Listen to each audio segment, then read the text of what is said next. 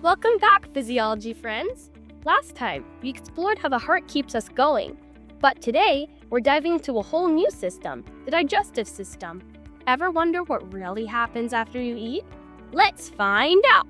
You've probably heard of the digestive system, right? You chew your food, it goes down your food tube, lands in your stomach, travels through the small and large intestines, and finally out the rectum. Sounds simple enough. But what really happens when you eat? That's what we're diving into today, plus some juicy fun facts while we're at it. Ready? So, here is the thing. Digestion doesn't start when you eat, it actually starts before you eat. This is called the cephalic phase of digestion, the first phase. Your brain sends a signal. Get ready, food's coming!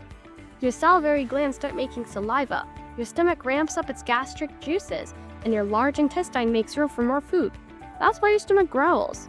It's not just hungry, it's prepping for action. Okay, now let's talk about what happens when you eat. First up, chewing. Your teeth break food into smaller pieces. That's called mechanical digestion. It's like using scissors to cut paper into smaller bits. But there's another kind of digestion happening at the same time. Chemical digestion. That's when your saliva jumps in. Saliva has special enzymes that start breaking down the food chemically, especially starches like bread or pasta. So, while your teeth do the cutting, your saliva does the dissolving. Mechanical and chemical digestion work together like a tag team, getting your food ready for the journey ahead. After a bit, the chewed up food turns into a bolus, basically a soft lump of food. When you swallow, that little bolus slides on your esophagus, or as I like to say, your food tube. But hey, physiologists and anatomists would appreciate the fancy term. Anyway, let's move the spotlight to the stomach. I know I'm making it sound like the stomach is the start of the digestive system, and honestly, it kinda is. But don't tell the other organs I said that. The stomach does most of the digesting. Food can hang out there for almost 4 hours. Plus, stomach acid has a pH of around 2, which is super acidic. So acidic, in fact, that if the stomach didn't have a protective lining, it would literally digest itself from the inside out. Once the stomach's done doing its thing, churning and breaking down food into a soupy mix called chyme, it sends that mixture into the small intestine. And don't be fooled by the name, the small intestine is actually super long, like 22 feet long. This is where the real nutrient party happens. Let's check it out. So now we're in the small intestine, and trust me, this is where the magic really happens. First, the chyme, which is that soupy food mix, gets help from the pancreas and the liver.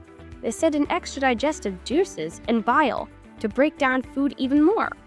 Then the small intestine gets to work, absorbing all those nutrients, like proteins, carbs, fats, vitamins, basically everything your body needs to stay awesome. The walls of the small intestine are lined with these teeny tiny finger-like things called villi, and even smaller ones called microvilli. They help grab the nutrients and pass them into your bloodstream.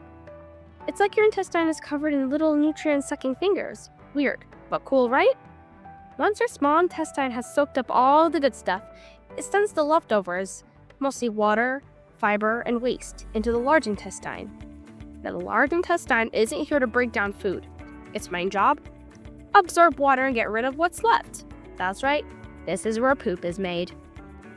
So once that large intestine absorbs all the extra water, what's left is, that solid waste.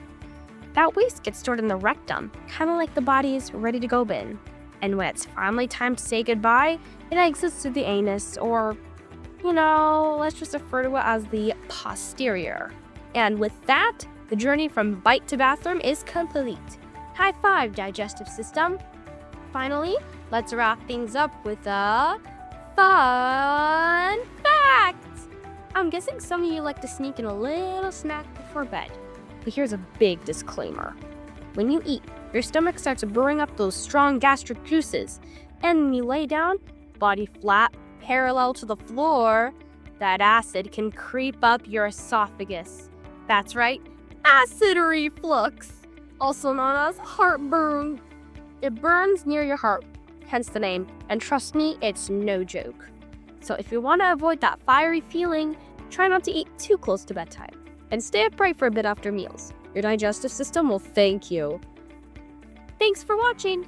Don't forget to like, share, subscribe, and comment, and I'll see you in my next one. Bye!